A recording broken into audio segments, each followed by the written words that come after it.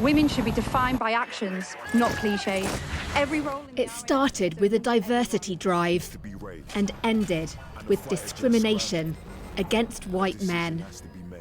Now Sky News can reveal a growing sense of outrage that no one's faced any sanction, even though Royal Air Force recruitment broke equality legislation. Two white men who failed to become pilots and the mother of a third have spoken anonymously about their anger and fears they might have faced discrimination too. We're calling this man James. I think it's awful, to be honest. So many lives would have been affected by it, some even maybe ruined, because it's something some people just dream of their whole lives. And for there to be no action, nothing really done about it, just an apology, it just feels very cheap.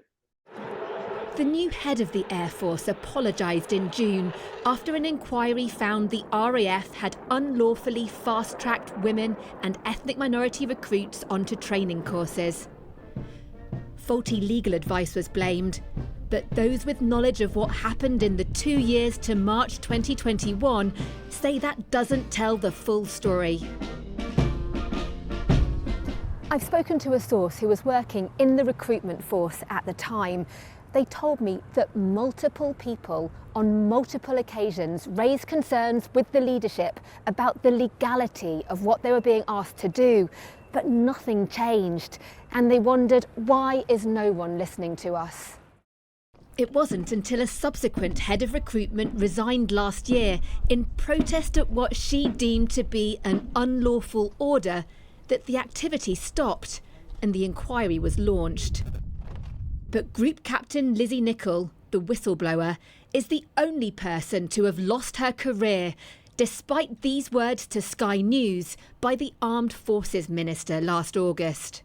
If there is evidence of positive discrimination, the people responsible for that will be held vigorously to account. As it stands, the then RAF boss, Air Chief Marshal Sir Mike Wigston, retired at the end of his tenure with a Red Arrows flypast. Air Vice Marshal Maria Byford, the top personnel officer, is also retiring, but until that date is on full pay. Under her, Air Commodore Joe Lincoln is moving to a new post, while Group Captain William Dole, head of recruitment at the time of the unlawful discrimination, is being promoted. The RAF says everyone had been acting with the best intent, but the mother of a third white man who tried and failed to become a drone pilot is livid.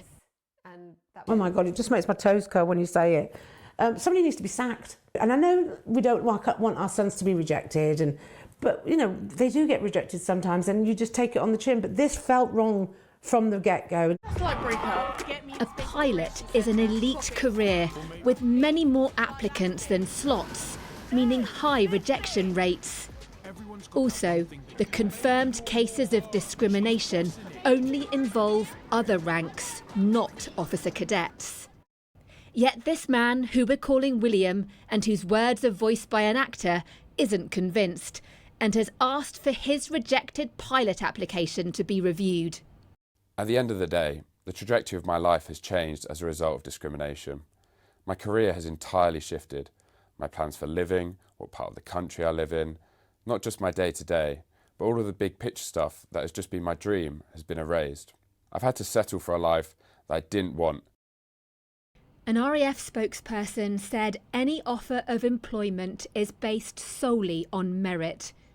They added, the RAF has rigorously scrutinised its recruiting practices and will continually monitor these processes to ensure there is no repeat of the mistakes that were made in the past. But the recruitment debacle could open the service up to litigation if more discrimination is proven. There could have been other areas where this was, so heavily promoted to get their diversity and equality and improve the number of ethnic minorities and females within the organisation, that certainly other people could have been overlooked, and so they could bring an action either personally or they could even consider a class action. One thing's certain, without greater accountability, doubts will linger about whether the Air Force really is learning from its law-breaking. Deborah Haynes, Sky News.